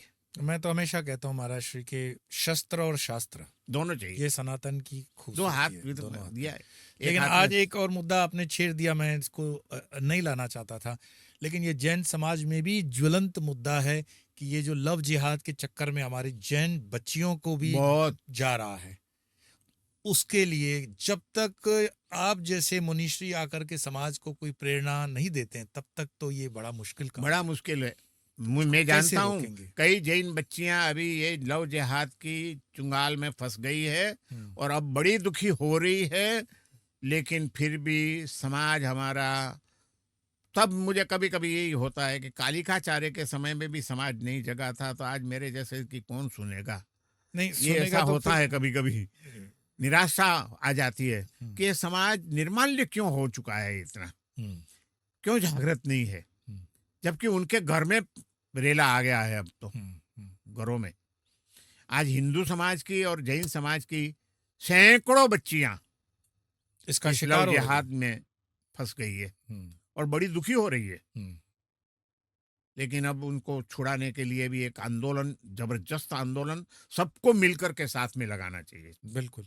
इसमें फिर संप्रदायवाद भूल जाना चाहिए, मान्यताएं भूल जानी चाहिए, सांप्रदायिक मान्यताएं या मतभेद जो भी हो जी उनको भूल करके ये एक वैश्विक नहीं तो अपना देश का, पूरे राष्ट्र का प्रश्न है। तो राष्ट्रीय प्रश्नों में तो सबको, भारतीय जो भी हो और जो भी अपने आप को हिंदू मानता हो, उन सबको एक हो जाना चाहिए। महाराज श्री कभी कभी ऐसा लगता है कि समाज के बीच में कुछ मिसकम्युनिकेशन या गलत फहमियां फैला करके भी गैप क्रिएट किया हाँ, जाता है। सही बात है ना? सही बात। तो जब मैं गिरनार पे एपिसोड बनाता हूँ तो उसमें मैं कमेंट्स में पढ़ता हूँ, कुछ जैन युवान उसमें कमेंट करते हैं कि गिरनार जैनों का जैनों का है, उसमें हिंदू का कोई नहीं। मैं, क्योंकि आप एक प्रामाणिक उसके लिए व्यक्ति हैं, मैं मानता हूं कि सनातन की ये शाखाएं हैं, सब हमने साथ मिलकर के साधनाएं की हैं, साथ मिलकर के तपस्या की है। तो ये गिरनार का विषय क्या है वास्तव में, क्या आप मानते हो? गिरनार मेरे ख्याल से जी जैन धर्म के इतिहास से और सनातन धर्म जिसको हम कहते हैं, जी हालांकि मैं तो सनातन धर्म नहीं कहता हूँ, मैं सनातन धर्म को अलग समझता हूँ और अध्यात्म को मैं अलग करता हूँ। और अध्यात्म सनातन है, रिचुअल एंड स्पिरिचुअल। संप्रदाय अलग चीज है, जी परंपराएं, क्रियाकांड के अनुष्ठान की विधियां अलग चीज है। जी लेकिन इन सब के पीछे जो प्राणभूत तत्व है वो है हमारा शुद्ध अध्यात्म। जी वो हमेशा सनातन है, उसमें कभी कोई परिवर्तन न तो आया है न कभी आ सकता है। तो सनातन की दृष्टि से, अध्यात्म की दृष्टि से जैन धर्म, बौद्ध धर्म और हिंदू धर्म जिसको हम कहते हैं, वो तीनों में ये अध्यात्म की जो धारा है वो सनातन रही है और रहेगी। लेकिन उसका बाह्य स्वरूप अलग हो सकता है। गिरनार उसमें कहाँ खड़ा रहता तो गिरनार में, गिरनार का इतिहास देखे जाए अपन, तो उसमें जैन धर्म के 22वें तीर्थंकर नेमिनाथ भगवान, है? जी उनका संन्यास लेना, उनकी साधना करना, उनका कैवल्य प्राप्ति और उनका निर्माण, वो सब गिरनार पर्वत के ऊपर हुआ है, जहाँ आज सहसा वन नाम की जगह है, जो ठीक। वहाँ पर वन मंदिर भी बनाया है हमारे जैनियों ने, और वहाँ उनका मंदिर वगैरह प्रतिष्ठा वगैरह कर करके वहाँ लोग यात्रा के लिए भी जाते हैं और ऊपर भी। लेकिन उसके साथ साथ हिंदू धर्म के जो श्रद्धेय देवी देवताएं हैं, जैसे माँ अंबिका है, अम्बा, वैसे ही दत्तात्रेय जी है, जी गुरु दत्तात्रेय जो पादुका है। ऊपर ऊपर का शिखर है, जी तो उनकी भी पवित्र भूमि ये गिरनार रही है। तो मैं ये समझता हूँ कि ये सिर्फ हमारा तीर्थ है, हमारा तीर्थ है, ये नारा लगाना गलत बात है। हिंदू जो हमारे एक भाई हैं, हमारे साथी हैं, ठीक है, अपनी अपनी उपासना पद्धति अलग हो सकती है। भारत में कई धर्म प्रचलित हुए, जी कई संप्रदाय, बिल्कुल। धर्म भी मैं नहीं कहूँगा, धर्म तो एक ही है। हाँ। यदि पाप एक है तो धर्म भी एक ही है। हाँ, बिल्कुल। हिंदू का गुस्सा अलग नहीं है, जैन का गुस्सा अलग नहीं है, सिख का गुस्सा अलग नहीं है, बुद्ध का गुस्सा, गुस्सा तो गुस्सा ही है। हाँ, वो गुस्सा, पाप तो एक ही है, हाँ, तो पाप को धोने का रास्ता भी एक ही होना चाहिए, तो धर्म भी एक ही है। जी। तो धर्म जो है वो तो है ही, लेकिन जो संप्रदाय है महाराज जी, एक थोड़ा सा मैं समझता हूँ टाइम की भी लिमिट होती है, लेकिन फिर भी मैं कहूँगा कि मैं 3-4 विभागों में इसको अलग सोचता हूँ। हुँ, एक संस्कृति अलग चीज है, हुँ, दर्शन अलग चीज है, जी। संप्रदाय अलग चीज है, हुँ, और अध्यात्म अलग चीज है। बिल्कुल। उन उन भूखंडों के ऊपर जीवन जीने वाले लोगों की अपनी जो एक जीवन पद्धति होती है, हुँ, माने जन्म से लेकर 16 संस्कार की जो बात है हिंदू परंपरा में, हुँ, वो जैन परंपरा में भी है। मैं आपको बिल्कुल। जैन धर्म के आचार्य के ग्रंथों में 16 संस्कार की बात बता सकता हूँ। वाह! ऐसा मूल में नहीं तो है कि वही है। जैन धर्म में नहीं है, हुँ, लेकिन ये जो 16 संस्कार की बात है, गर्भाधान से लेकर के हुँ, अग्नि संस्कार तक हुँ, पूरी जीवन यात्रा जो हमारी चलती है, हुँ, उस यात्रा में किस समय क्या क्या कैसे कैसे करना, उसमें व्यवहारिक कार्य भी आएंगे, पारिवारिक कार्य भी आएंगे, आर्थिक प्रवृत्तियां भी आएगी। बिल्कुल। सबके लिए हमारे नियम बताए गए हैं हुँ, कि अर्थव्यवस्था कैसी होनी चाहिए, कुटुंब व्यवस्था कैसी होनी चाहिए, व्यक्ति का बचपना कैसे होना चाहिए। माने 4 आश्रम जो है, हुँ, हुँ। ब्रह्मचर्य आश्रम, ब्रह्मचर्य, गृहस्थ, वानप्रस्थ गृहस्थाश्रम, और सन्यास। वानप्रस्थाश्रम, संन्यासाश्रम, वो चारों परंपरा बहुत वैज्ञानिक है हुँ, और चारों का महत्व है। तो उन सब से जो हमारा एक जीवन धोरण बनता है, एक जीवन यात्रा बनती है, वो मैं उसको संस्कृति कहता हूँ। हुँ, और वो संस्कृति सब में एक है। देखिए आप, जन्म संस्कार में कोई फर्क नहीं है, हुँ, शादी लग्न करते हैं अग्नि की साक्षी में, हुँ, पंचभूत का सबसे ज्यादा महत्व अपने वहां दिया गया है। बिल्कुल। पृथ्वी, जल, अग्नि, अग्नि, वायु वायु, और आकाश, आकाश। ये पंच तत्व ही है मूल में। तो हुँ, ऐसे देखने जाए तो जी। बाकी तो सब लीला है। हुँ, तो पंचभूत को स्वीकार तो सबने किया है। हुँ, तो उसमें अग्नि का भी एक ये, असल में तो मैं तो ये समझता हूँ कि मूर्तियां हो, चाहे कोई कृष्ण की हो, चाहे कोई भी हो, ये सब बाद में बनी होगी। मूल में तो हमारे पंच तत्व की उपासना थी भारत में। पृथ्वी की भी उपासना थी, नदियों का भी पूजन होता था, जल की बिल्कुल, उपासना थी, बिल्कुल। अग्नि की उपासना थी। हवन क्यों आया आपने वहां? वेदों में श्लोक ही इसी से हाँ, प्रतिपादित है तो सारे। पंचभूत ही है पंचभूत मूल है। में। हुँ, फिर धीरे धीरे लोगों की समझ के लिए हमने मूर्तियों का आविष्कार किया, मंदिरों का आविष्कार किया, सब करते गए और फिर उसमें अपनी अपनी श्रद्धा के अनुसार देवी देवताएं बढ़ाते गए हम सब। लेकिन मूल में तो एक ही है। तो वो संस्कृति एक अलग चीज है। अब उस संस्कृति को जीवंत रखने का, संस्कृति में फर्क नहीं आएगा। हुँ, जैन आदमी कोई मर जाएगा तो उसका भी अग्नि संस्कार होगा, हुँ, कोई हिंदू जाएगा स्वर्गस्थ तो हो जाएगा तो उसका भी अग्नि संस्कार होगा, हुँ, बौद्ध में भी कोई होगा तो अग्नि संस्कार होगा, सिख में भी वही है। सिख में भी वही है। जिनको गाड़ा जाता है जमीन में वो भारतीय धर्म नहीं है, हुँ, वहां अलग पड़ जाती है उनकी संस्कृति। हुँ, ये हमारी संस्कृति हुई, राइट। जीवन पद्धति। हुँ, लेकिन उस जीवन पद्धति को जीने वाले लोग, उनका दर्शन अलग अलग है। उसमें से 6 दर्शन हुए, हुँ, सांख्य दर्शन, वेदांत दर्शन, बौद्ध दर्शन, जैन दर्शन, वैशेषिक दर्शन, और आखिर में चारवाक दर्शन भी है। हुँ। वो भी एक दर्शन है। बिल्कुल, चारवाक को माना वो गया वो है। भी दर्शन है। बिल्कुल, बिल्कुल। उनकी भी एक दृष्टि है, हाँ, उसका भी स्वीकार किया है। अपनी बिल्कुल। उदारता यही है जैन, अपनी सबको समाहित किया हमने। भारतीय संस्कृति में यही विशेषता है कि सबको समा करके चलती है, हुँ, सबका समाधान समन्वय किया है अपने वहाँ। जी। कि भाई वो भी ठीक है, चलो उनको भी एक, उनका भी एक दर्शन है, तो उनका भी सोचो, समझो, स्वीकारो, हुँ, कुछ करो। तो ये दर्शन संस्कृति है, फिर एक दर्शन है। हुँ, अब दर्शन तो हो गया, लेकिन जीवन में उपासना करनी है तो किस चीज की करनी?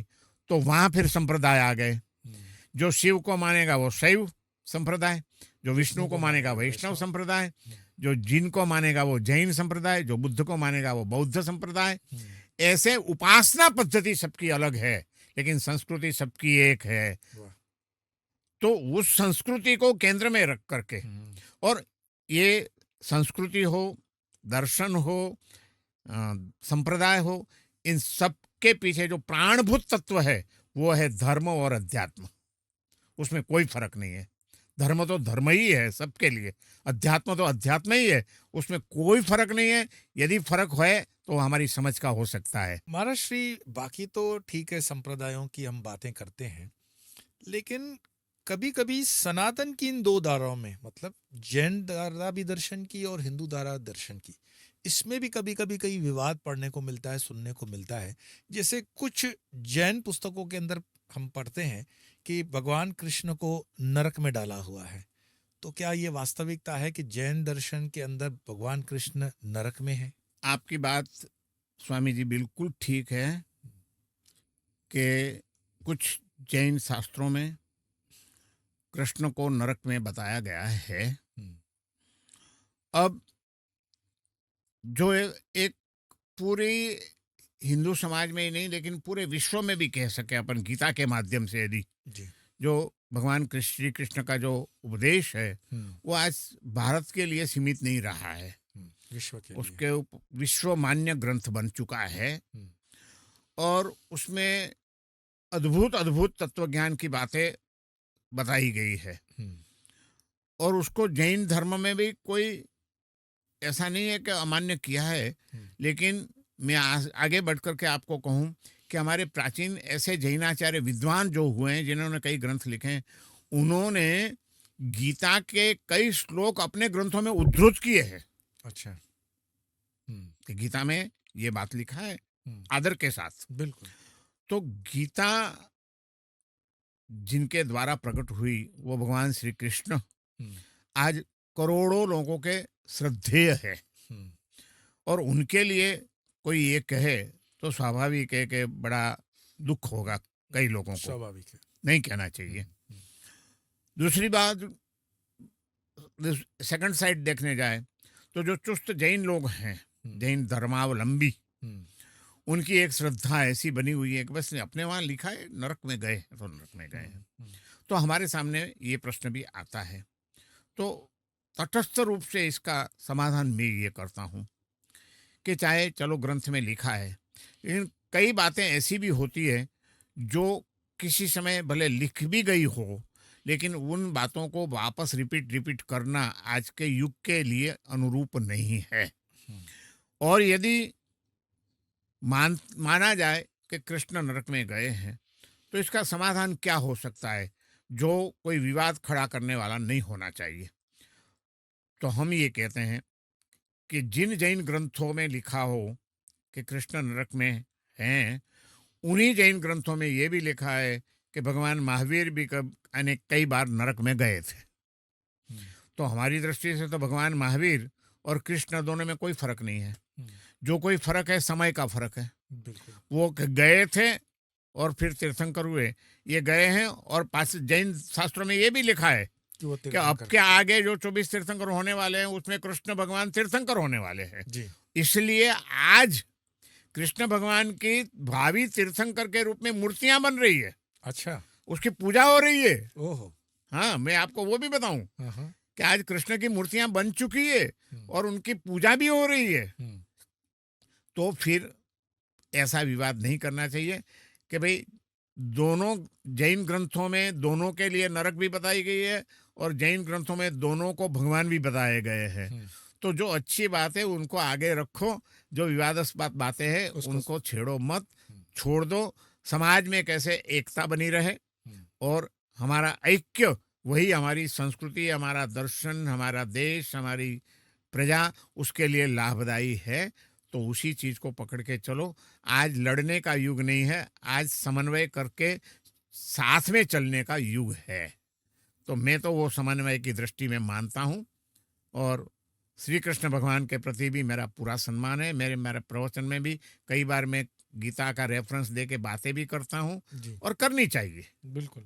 इसी संदर्भ में मुनिश्री, एक और मैंने जो अपने अध्ययन के माध्यम से ही कह रहा हूँ, मेरा ज्ञान कम हो सकता है, कहीं पढ़ने को मिलता है कि रामायण के जो श्री रावण हैं वो कहा जाता है तीर्थंकर बन सकते थे और नहीं बने।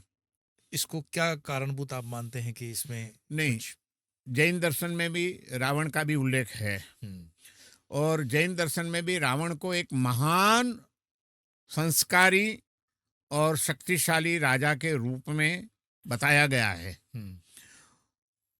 और वो उसको भी जैसे वाल्मीकि रामायण वगैरह हो, उसमें उसको शिव भक्त के रूप में बताया गया है, वैसे जैन रामायण में भी उसको प्रभु भक्त के रूप में, जिन भक्त के रूप में, जिनेश्वर भगवान की भक्ति रोज करता था, लेकिन वो प्रभु का भक्त था, प्रभु की परम सत्ता को वो स्वीकारता था, ऐसे बताया गया है। और उसकी प्रभु भक्ति, उसने हाँ एक गलती कर दी उनकी लाइफ में, यदि उनको बदनाम करने वाली कोई चीज बनी हो तो एक ही गलती उसकी को उन्होंने सीता का अपहरण किया, माता जी का। लेकिन उसकी विशेषता के वो भूलनी तो नहीं चाहिए लोगों को। जो रावण सीता के ऊपर मुक्त हो गया है, जो रावण सीता का अपहरण कर सकता है, जो रावण उसको श्रीलंका तक ले जा सकता है और अपने वहाँ सीता अशोक वाटिका में उसको रख भी सकता है, अब उसके कब्जे में है सीता, फिर भी रावण ने कभी उसके ऊपर बलात्कार नहीं किया है। जब तक सीता स्वयं हाँ न कहे तब तक छूने का भी नहीं, ये प्रतिज्ञा लेकर के वो रावण चल रहा था। तो ये रावण कोई सामान्य व्यक्ति नहीं है, रावण बहुत बड़ा संस्कारी पुरुष था, बड़ा विद्याधर राजा था, बिल्कुल बड़ा विद्वान था। और राजनीति तो उनकी रोम रोम में ऐसी बसी हुई थी कि उनकी लंका पूरी श्री गोल्ड की, सोने की लंका बन गई थी, इतनी प्रजा सुखी थी उनके राज्य में। और वहां तक कि राम जी के साथ जब उसका युद्ध हुआ और वो रावण जब मारा गया, तब राम जी ने लक्ष्मण को कहा है, हमारे जैन रामायण में ये लिखा है कि राम जी ने लक्ष्मण जी को कहा है कि लक्ष्मण जल्दी भाग, अभी उनके आखिरी सांस चल रही है, उसके पास से राजनीति के रहस्य समझ के आ, ऐसा राजनीतिज्ञ पुरुष अब इस पृथ्वी पर होना मुश्किल है। राम जी ने भी उसकी प्रशंसा की है। तो ऐसा रावण, जैन दर्शन में ये लिखा है कि वो भगवान बनता नहीं, लिखा है कि वो भी जैसे कृष्ण भगवान अगली 24 तीर्थंकरों में होने, वैसे रावण भी अगली 24 में, रावण का भी एक नंबर है, वो तीर्थंकर बनने वाले हैं। अच्छा, ऐसे लिखा है। तो रावण का जिक्र तो किया ही है, अभी उसको भी, अब ये जो गलती की और उसके हिसाब से उसने जो भी कर्म बांध लिए, उस हिसाब से अभी उसको नरक में भेजा गया है जैन शास्त्रों के अनुसार। लेकिन नरक में से वापस निकलेगा और फिर वो साधना करके तीर्थंकर बनेगा और जगत का कल्याण करेगा, ये भी बताया गया है। लेकिन ये सारी जो चक्र की लीला है, अब देखिए महाराज जी, दूसरी बात, आपकी बात में बीच में काट देता हूँ, सॉरी। नहीं बिल्कुल। लेकिन मैं ये समझता हूँ कि मिथ एक अलग चीज होती है और पुराण एक अलग चीज होता है। जो कथाएं हैं, इतिहास, वो एक अलग चीज है और सत्य कुछ अलग चीज है।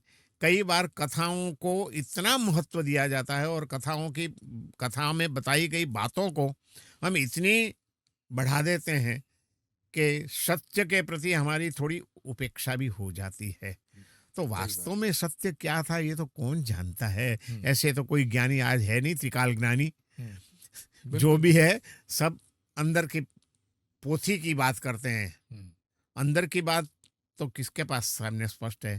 तो ऐसी बातों को मैं ये समझता हूँ कि जितनी भी ऐसी कई बातें हैं, जितनी भी शंकास्पद या विवादास्पद बातें हैं, उन सबको छोड़ देना चाहिए। बिल्कुल, उनको बिल्कुल किसी को बोलना नहीं चाहिए।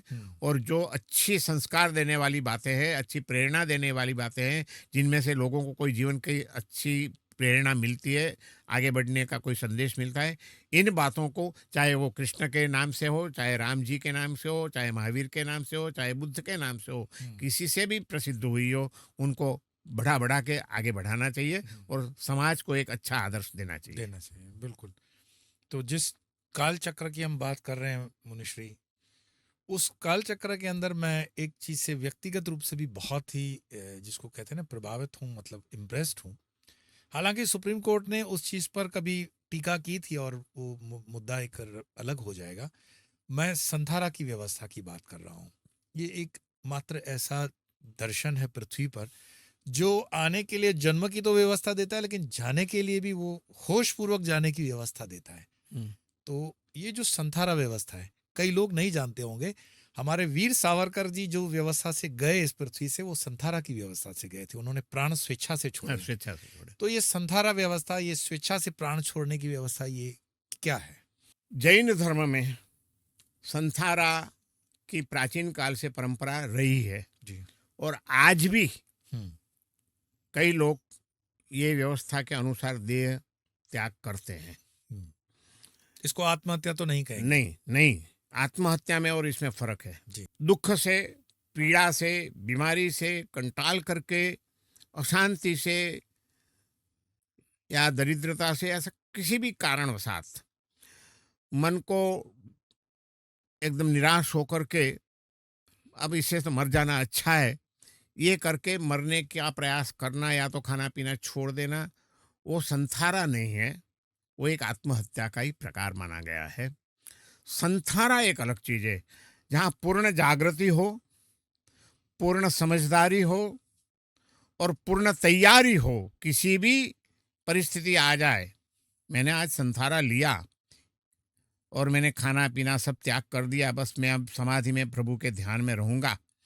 और वहाँ जैसे जैसे दिन बीतते जाए वैसे वैसे मेरी मानसिक स्थिति यदि स्थिर न रही और फिर शारीरिक, तो शरीर तो अपना धर्म बजाएगा, तो शारीरिक जो दुर्बलता और बीमारी वगैरह की पीड़ाएं आए, तब मन विचलित हो, गलत विचार आ जाए, प्रभु का ध्यान छूट जाए, तो उसको संथारा नहीं कहा गया है। ऐसे संथारा करने का निषेध किया गया है। अच्छा। जैन धर्म में संथारा की जो प्रणाली का है, उसमें हमारी माने जैनियों में आप जानते ही हैं कि पेटा संप्रदाय भी बहुत हैं हमारे।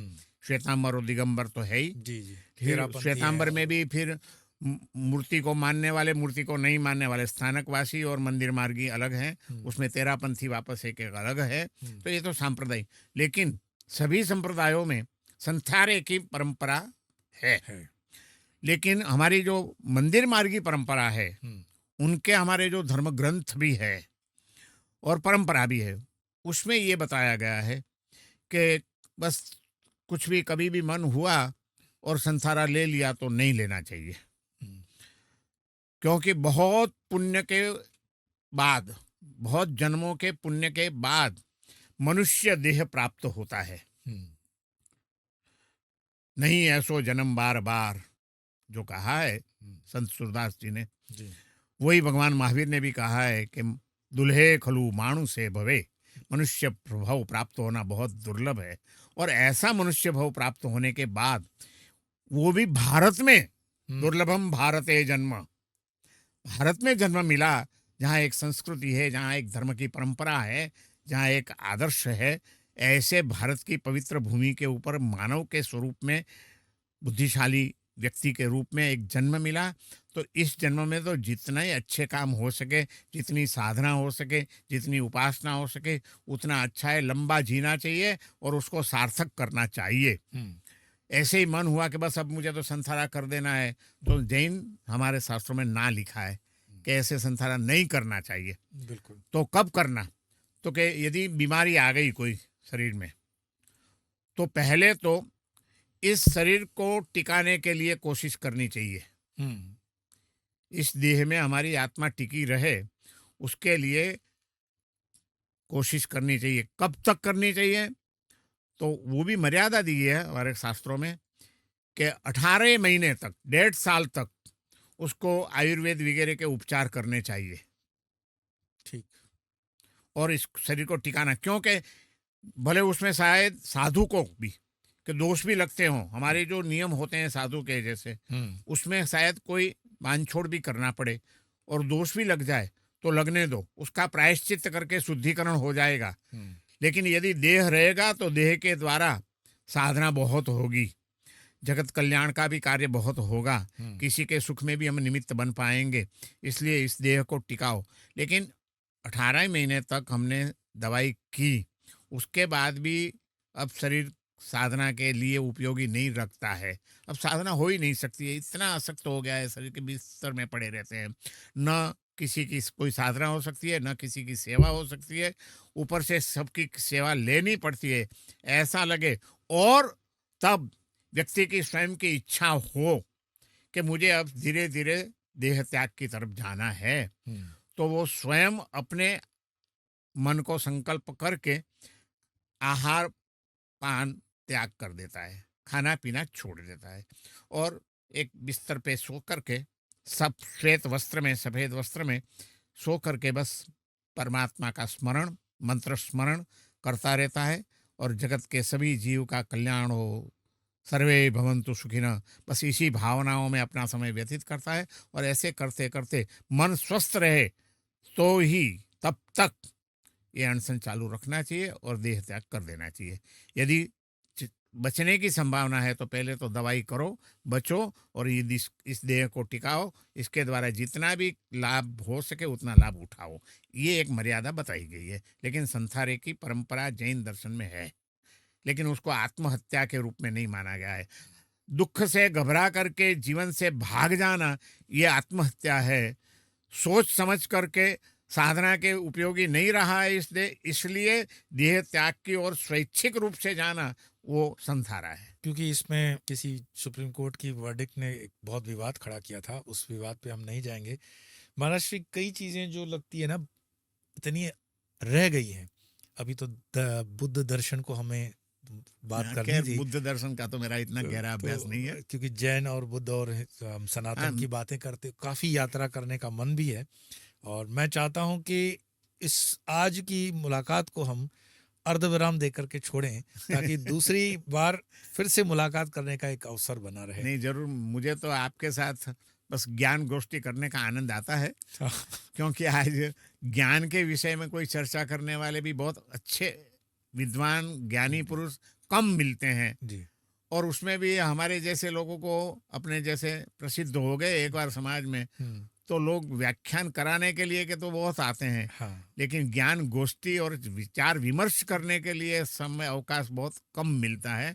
मैं तो ये मेरा सद्भाग्य समझता हूँ कि इतने वर्षों से हम तो बलसाड़ को हमारी कर्मभूमि बनाई थी, लेकिन अभी अभी मुझे जानने मिला कि आप भी बलसाड़ में पधारे हुए हैं और बलसाड़ में यहाँ आप त्रिपुर भैरव सिद्धि पीठ बनाई है आपने। तो ये जान करके मुझे स्वयं ही एक उत्साह जगा कि आपसे मिलना चाहिए, क्योंकि परोक्ष परिचय आपका था यूट्यूब के माध्यम से। कई बार मैं आपको सुनता था, लेकिन मैंने सोचा पता नहीं कहाँ होंगे कहाँ नहीं होंगे, है कोई विद्वान ज्ञानी पुरुष संत पुरुष है।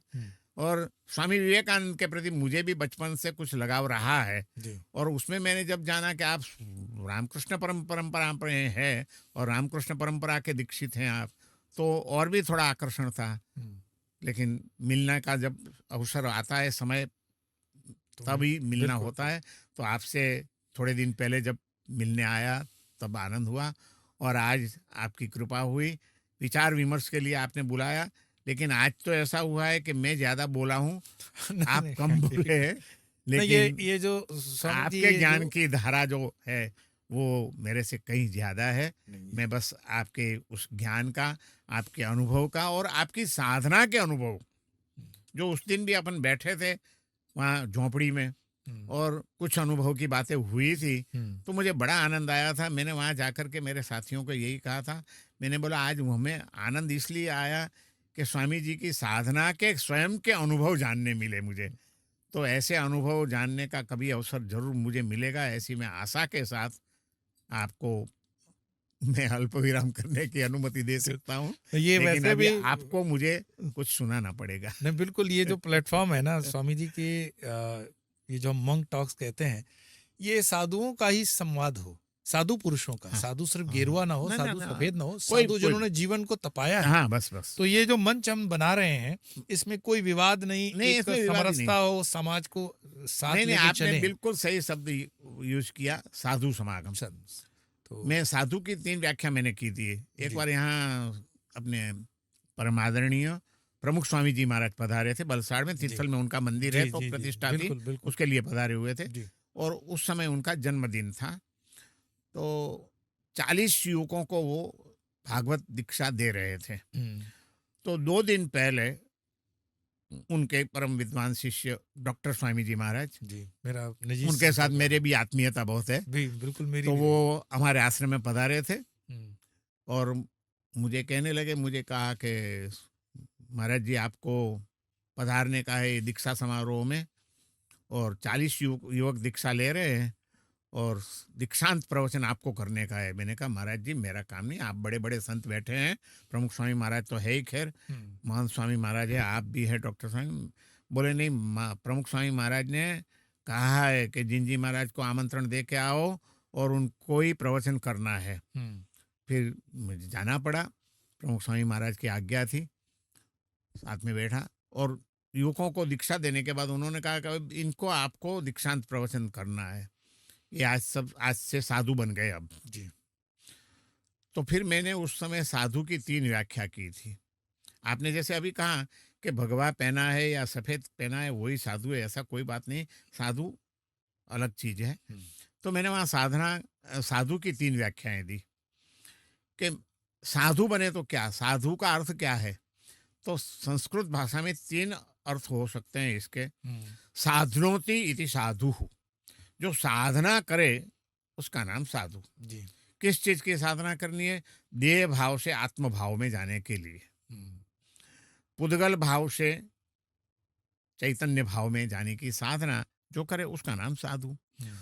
और ऐसी साधना के मार्ग में जब आगे बढ़ना होगा तो शुरू शुरू में कष्ट तो बहुत आएंगे, मानसिक रूप से भी आएंगे, अनेक जन्म के संस्कार भी हमें विचलित करने के लिए आएंगे, और बाह्य रूप से भी समाज में से भी कष्ट तो पड़ेगा ही। जो सुखशील जीवन जिया है अपन ने संसार में वो अब नहीं रहेगा।